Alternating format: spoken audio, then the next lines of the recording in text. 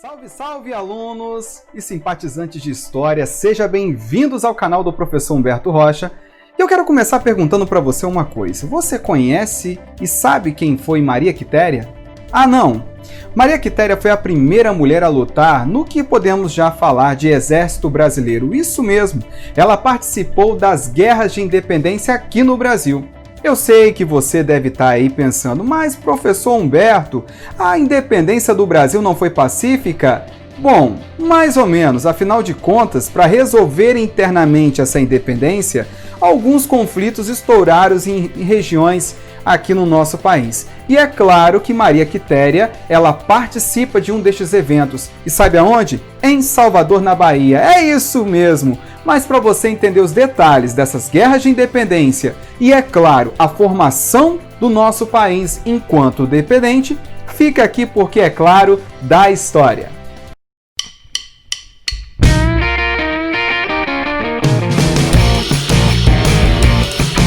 Para que a gente possa entender o primeiro reinado, a gente vai dividir de uma forma historiográfica e ao mesmo tempo didática em dois momentos. O primeiro reinado ele durou de 1822 até 1831, sendo que, durante todo esse contexto, a gente passa a ter ali a formação do Estado brasileiro, que começa em 1822 e vai até aproximadamente 1825, e a partir de então, a gente já tem aí vários conflitos e problemas que vão desencadear na abdicação de Dom Pedro I.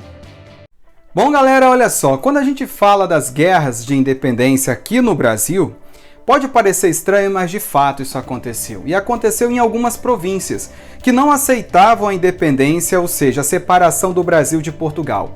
Essas províncias elas estavam sendo dominadas ali, controladas em grande parte por portugueses fiéis à coroa lusitana. E é óbvio que estariam resistentes aí a essa decisão de Dom Pedro I romper com os laços ligados a Portugal. Diante de toda essa situação, foi necessário a Dom Pedro I convocar ali tropas para enviar a essas determinadas áreas e lutar contra esta resistência. José Bonifácio foi o braço direito de Dom Pedro na organização, principalmente da contratação de mercenários, que eram soldados pagos ali, neste caso pela coroa aqui do Brasil, para lutar contra esta resistência. Mas temos que deixar claro aqui que duas dessas províncias foram mais resistentes, Bahia e Grão-Pará. E falando de Bahia, a gente não pode deixar de ressaltar aqui a luta dos negros que acreditavam que com essa participação teria sua liberdade, após, é claro, as tropas lideradas por Dom Pedro I acabar com aquele movimento de resistência. Mas tem um personagem muito importante que eu falei na abertura da nossa aula, que é Maria Quitéria. Isso mesmo, uma mulher que vai se caracterizar de homem, vai infiltrar no meio do exército para lutar contra a resistência destes portugueses. No final de tudo, a gente tem que lembrar o seguinte: Dom Pedro vai conseguir então acabar com essa resistência perante a independência do Brasil. Temos que lembrar também da participação da população, que foi muito importante para esta vitória, e, é claro, a manutenção da unidade territorial. Tudo bem, nós não teremos agora uma união, ou seja, a formação de uma nação brasileira, porque as províncias, diante das distâncias, a população não se reconhecia como todos pertencentes a uma mesma nação. Mas a unidade territorial, isto sim, vai ser muito importante. E essas guerras de independência, elas vão fazer total diferença aí. Então, deixa guardado, hein? A unidade territorial, ela é a marca importante que concretiza as guerras de independência, que dão início aí o que nós vamos falar agora de primeiro reinado. Mas olha só, falar de independência do Brasil não é tão simples assim como a gente imagina. Não bastava Dom Pedro ir lá gritar independência ou morte, né? Como a gente vê no quadro lindo do Pedro Américo. Sabe por quê? Porque precisava do reconhecimento. É exatamente isso. Se o Brasil não fosse reconhecido enquanto um país independente aqui, do outro lado do Atlântico, ele ficaria vetado aí de relações econômicas, políticas com outras nações. E o primeiro território a reconhecer a nossa independência foi os Estados Unidos da América. Mas não vai achando que é porque eles são bonzinhos, não, tá? Exatamente pelo fato de que havia ali a doutrina Monroe, América para os americanos. E no final de tudo, era uma jogada dos norte-americanos com interesses comerciais aqui com o Brasil. Logo em seguida nós tivemos o México, mas os demais países da América Latina não quiseram reconhecer a nossa independência. E sabe por quê? Porque achava estranho, né? Um território na América Latina que conquistou sua independência, embora não teve derramamento de sangue, mas que preservou a monarquia. Parou para observar? Se a gente for lá estudar a independência dos países, né, que formavam a América Espanhola, nós vamos ver a formação de várias repúblicas. O Brasil foi diferente. A gente teve a manutenção de uma monarquia, e uma monarquia nas mãos de um português. É claro que isso gerou ali uma certa desconfiança por parte dos nossos vizinhos, que acharam melhor não reconhecer de imediato a nossa independência. Mas vamos falar então da Inglaterra. A Inglaterra só não reconheceu logo de primeira a nossa independência porque dependia de Portugal. É isso mesmo. Os ingleses estavam ali dependendo do reconhecimento de Portugal para então conseguir concretizar aqui, né, o seu olhar para com a nossa liberdade. E diante de tudo isso, a Inglaterra logo deu jeito. Ela buscou criar ali uma diplomacia, entrar no meio de Brasil e Portugal e tentar negociar, né? Tentar fazer com que Portugal reconhecesse logo a nossa independência, que não saiu barato. Portugal cobrou do Brasil em torno de 2 milhões de libras. Isso mesmo, dinheiro que o Brasil não tinha, afinal de contas, Dom João partiu para Portugal e deixou o nosso Banco do Brasil vazio. Para isso, Dom Pedro não teve outra escolha que não fazer um empréstimo com a Inglaterra. Na verdade, gente, esse empréstimo era para que Portugal pudesse pagar as dívidas que tinha com a Inglaterra. Então, portanto, nós tivemos que comprar, se a gente for parar para analisar a nossa independência. E não só isso, tá? Dentro do decreto ali, da negociação, Portugal ele queria que a nossa independência, como se ele tivesse dado essa nossa liberdade, e não conquistado, né, nós com a nossa garra e com a nossa luta. Mas, enfim, foi pago, o reconhecimento foi feito. Logo em seguida, a Inglaterra também veio com o seu reconhecimento, mas é claro, já deixando ali um decreto sobre a questão do comércio com o Brasil e estabelecendo um prazo para que o governo agora de Dom Pedro I já começasse a organizar o país, o território, para o fim do tráfico negreiro. Isso mesmo, os ingleses já começam a pressionar o Brasil para acabar com o tráfico negreiro, que deveria estar já sanado até 1830. Mas a gente sabe muito bem que isso não vai acontecer e que somente lá em 1850 é que o tráfico chega ao fim. Como temos agora um país, esse país ele precisa se organizar, não é verdade? E um país, a primeira coisa que ele precisa ter é uma Constituição. Mas antes da gente falar da organização da Assembleia Constituinte, vamos conhecer os dois grupos políticos que vão dar início, o que futuramente será os partidos políticos, que é uma marca tão presente na nossa política. E aqui no Brasil, já no primeiro reinado, você tinha dois grupos, o lado dos brasileiros e o lado dos portugueses. Isso mesmo, Partido Brasileiro e Partido Português. O Partido Brasileiro ele acabava se dividindo em dois grupos, os conservadores e os liberais. Os conservadores, como o próprio nome fala, queria preservar um governo mais centralizado, óbvio, no Rio de Janeiro. Então a gente tem aí o unitarismo, né, que a gente fala, e ao mesmo tempo queria que as províncias não tivessem tanta liberdade como futuramente nós vamos ver aí algumas lutas. Já os liberais, eles desejavam essa autonomia para as províncias e, é claro, um governo, óbvio, mais liberal. E assim os portugueses já tinham uma outra visão. Fortalecer o poder de Dom Pedro I e tentar convencê-lo a uma recolonização do Brasil. Veja bem, essa galera de qualquer maneira vai tentar aí lutar para que ocorra a recolonização do Brasil. Mas será que isso vai dar certo? Vamos ver. E é aí que Dom Pedro, já em 1822, convoca já a suposta reunião da Assembleia Constituinte, essa mesmo que vai ter o papel de elaborar a primeira Constituição do Brasil. E dali foram reuniões, foram organizações que já começam em junho de 1822, depois em 3 de maio de 1823, ali de fato se concretiza a Assembleia Constituinte, aonde você vai ter liberais, conservadores, enfim, um público bem heterogêneo debatendo ali, liderado pelos Andrada, a nova Constituição do Brasil. E essa Constituição, que vai ser depois chamada de a Constituição da Mandioca, ela vai acabar estabelecendo algumas medidas que não vão agradar o imperador Dom Pedro I. Bom, em se tratando destas medidas, vamos analisar cada uma delas. O projeto de 1823, ele estabelecia o seguinte: restringia a participação de estrangeiros na vida política do país. Então você já deve estar se imaginando que os portugueses não vão ficar satisfeitos com essa medida. Estabelecia também uma monarquia hereditária representativa, dividindo o poder em 3. Além do mais, em se tratando de poder, teremos então fortalecimento do legislativo sobre o executivo. Isso mesmo, o imperador estaria submisso ao poder legislativo. E era esta medida uma das que não iria agradar Dom Pedro. Além do mais, limitava, como eu falei, o poder do imperador e o sistema eleitoral seria em 2 etapas. Galera, mas Dom Pedro pega essa Constituição e, olha, ele não gosta daquilo que lê. Sabendo que o seu poder seria limitado, ele toma logo as suas medidas.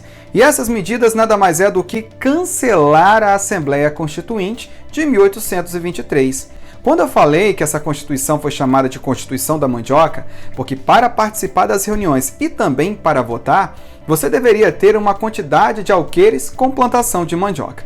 Mas, tirando isso daí, vamos entender que o episódio que marca o cancelamento da Constituição de 1823 é a Noite das Agonias. É quando, então, Dom Pedro manda sua tropa cercar ali o palácio onde as reuniões estavam acontecendo e, portanto, pede para que todos os envolvidos sejam presos e principalmente os irmãos Andrada, que vão ser deportados para a Europa. E é claro, a partir desse momento, então, Dom Pedro organiza uma nova assembleia, claro que com pessoas de sua extrema confiança, para elaborar a nova Constituição. Constituição que fica pronta em 1824 e da qual ele vai ortogá-la. Isso quer dizer, a nossa primeira Constituição mesmo, ela foi imposta sobre a população brasileira.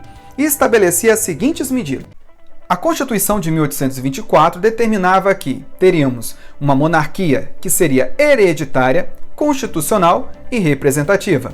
Teria, então, neste momento, uma forte centralização política sobre a própria figura do imperador e, é claro, concentrado sobre o território do Rio de Janeiro.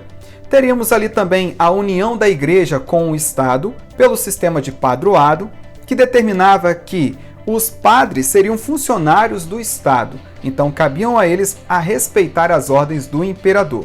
Além do mais, tinha também o beneplácito. Isso significa que qualquer ordem que viesse lá de Roma, estabelecido pelo Papa, ou seja, as bulas papais, essas deveriam passar primeiro pelas mãos do imperador e só depois seriam colocadas em práticas no Brasil, se, é claro, Dom Pedro a aceitasse. Além do mais, teríamos a divisão dos 3 poderes: executivo, legislativo, judiciário. Só que tem um detalhe: estes 3 poderes estariam todos submissos ao 4º poder criado pelo imperador Dom Pedro I, o poder moderador. Este poder concedia plenos poderes e privilégios à figura do imperador, que a partir de agora estaria aí dando todas as ordens e não teria ninguém para limitar ali o seu poder. Em se tratando então do poder legislativo, a gente precisa entrar em alguns detalhes. O poder legislativo seria dividido em 2 casas. Nós teríamos a Câmara dos Deputados e o Senado. As eleições aconteceriam para escolher os deputados e senadores, sendo que, para você se candidatar, você deveria ter uma quantia acima de 200 mil réis, ou seja, não era para todos. E os votantes, a maioria, deveria declarar em torno de 100 mil réis no mínimo, ser livre, homem e maior de 25 anos de idade. Só para deixar claro, a maior parte do público masculino votava no Brasil, exceto as mulheres que a gente não vai considerar como cidadã. E além do mais, nós temos que deixar claro também que a maior parte dessa população era analfabeta. Cerca de 85% eram analfabetos, ou seja, não sabia ler um decreto, não sabia ler um alvará, não entendia muito daquilo que era a política do Brasil. Então você já vai ver o cenário que vai se formando dentro do nosso território. Além do mais, estas eleições elas estavam todas ali, repletas de fraude. Afinal de contas, os eleitores, a maior parte morava na zona rural e estavam submissos aos proprietários das terras, que no final de tudo eram aqueles que iriam ocupar não só a Câmara dos Deputados, como também o Senado.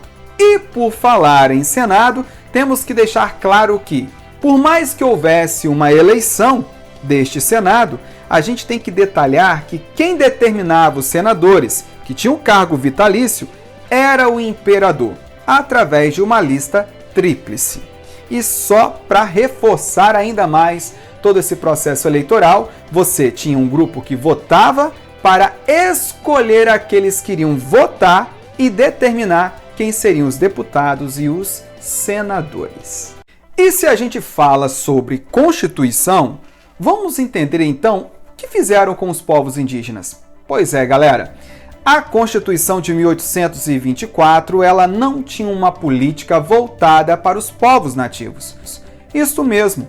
Durante todo esse contexto em que vai predominar esta Constituição, não teremos nenhuma lei em proteção e defesa destes povos, a não ser decretos que criavam aldeamentos, mas que na verdade não era nem para proteger, e sim catequizá-los e utilizá-los como mão de obra. A gente tem que deixar claro que a luta indígena para proteger o seu território e seu espaço vai continuar por muito tempo, como está até hoje. Só que agora contra o Império e contra uma aristocracia rural que vai se fortalecendo cada vez mais dentro do Brasil. Mas olha só, a gente tem que deixar bem claro que esse governo de Dom Pedro estava com seus dias contados. Afinal de contas, vários episódios iriam desencadear ali a impopularidade de Dom Pedro. Isso mesmo, a Confederação do Equador foi uma delas. E é claro que entra em cena a galera de Pernambuco. Eita povo para poder fazer uma revolta, hein? Ali vários eram os motivos. Primeiro, a imposição de uma Constituição que era bem centralizada e acabava criando essa ideia de um governo autoritário. Além do mais, o número e o aumento dos impostos que estavam sendo cobrados sobre essas províncias e sem contar uma crise econômica do açúcar que marcava a vida da galera do Nordeste. Tudo isso se juntou e dois líderes resolveram tomar uma iniciativa de romper com o governo de Dom Pedro I, Cipriano Barata e Frei Caneca. Isso mesmo, essas duas lideranças resolveram organizar a galera de Pernambuco, convidando outros territórios e províncias ali próximo a lutar e movimentar uma independência daquele território. E isso, eles desejavam ali organizar uma república, é claro, pregava também a elaboração de uma nova Constituição. Tanto é que eles vão buscar se inspirar na Colômbia. Afinal de contas, era o território mais próximo do Brasil ali e que tinha e que dava essa característica liberal que eles buscavam. Sem contar também a influência dos Estados Unidos. Eles vão então organizar ali um movimento para romper então com Portugal, formando então a Confederação do Equador. Mas por que esse nome? Porque essas províncias que vão se unir, elas estão perto da linha do Equador e vão conseguir fazer uma resistência ao governo e não vão querer mais obedecer às ordens que vão vir do governo lá do Rio de Janeiro. Mediante a isso, Dom Pedro não aceita e envia então as tropas para conter os revoltosos. O final dessa história é o seguinte: a maior parte deles vão ser presos, só que alguém vai ter que pagar o preço mais caro. Frei Caneca vai ser então fuzilado para servir de exemplo como aqueles que tentaram burlar o poder do imperador. Só que é bom deixar claro que a morte de Frei Caneca depois vai ser transformado de um vilão em herói, principalmente quando a República for estabelecida aqui no Brasil. Outro motivo que leva à impopularidade de Dom Pedro I é a Guerra da Cisplatina. Veja bem, a região da Cisplatina, que hoje nós conhecemos como Uruguai, ela pertencia ao Brasil. Ela foi conquistada, anexada ao território do Brasil por Dom João VI. Só que agora, com o governo de Dom Pedro I e mediante também as independências que ocorreram na América Latina, a região ali da Cisplatina lutava pela sua liberdade, ou seja, não se via mais e também não tinha interesse de manter ligação com o Brasil. Sem contar que a gente tem que falar da Argentina, que tinha interesses comerciais com o território e também motivava ali os uruguaios a lutarem pela sua independência. Pois é, em 1828, então, essa guerra lá acontece, o Brasil acaba perdendo e, é óbvio, isso deixa um sério gasto para os cofres do Brasil, do qual vai aumentar os impostos e isso vai criar uma insatisfação da população que não quer e não aceita todas essas cobranças decretadas aí por Dom Pedro I. Dom João morre lá em Portugal e nessa situação toda, temos aí Dom Pedro como filho primogênito e que deveria assumir o trono de Portugal também. Só que tem um detalhe, não tinha como ele ser rei de Portugal e do Brasil ao mesmo tempo. Para isso, e é claro, para que o seu irmão Dom Miguel não assumisse o trono de imediato, ele coloca o trono nas mãos da sua filha Maria da Glória, que era uma criança e que perante a Constituição não poderia assumir essa responsabilidade. Mas Maria da Glória foi para Portugal e o tio Dom Miguel se tornou seu tutor. E dentro desses acordos também, Dom Pedro permitiu que o tio, o Dom Miguel, pudesse casar com a sobrinha Maria da Glória. Tudo isso para assegurar o trono quando então ele tivesse a oportunidade de governar ali Portugal numa eventual circunstância. Só que o que acontece é que Dom Miguel vai para Portugal com a sobrinha, dá um golpe depois com o apoio de alguns portugueses em Dom Pedro, assume o trono e Dom Pedro, diante de todos esses problemas, é meio que esquece do Brasil, o que também acaba gerando mais revolta na população e aumentando a impopularidade do imperador. Bom, gente, a gota d'água para Dom Pedro abdicar do trono foi quando, então, diversos jornais ali, existiam no Brasil em torno de 53 jornais, só que somente 11 publicavam notícias a favor do imperador Dom Pedro I. E dentre esses jornalistas você tem Libério Badaró. Ele acabou aparecendo morto, assassinado por um grupo ligado a Dom Pedro I. E aí você já está imaginando, quem poderia ter sido o mandante desse crime? Pois é, a culpa recaiu toda em Dom Pedro I. O fato é que algumas províncias começaram a se revoltar e dentre essas províncias, Minas Gerais. Dom Pedro então resolve fazer uma viagem até Minas para manter um acordo e é meio que estabelecer e acalmar os ânimos dos mineiros. Chegando em Ouro Preto, segundo conta na história, a cidade estava toda vazia. Na fachada das casas você encontrava tecido preto.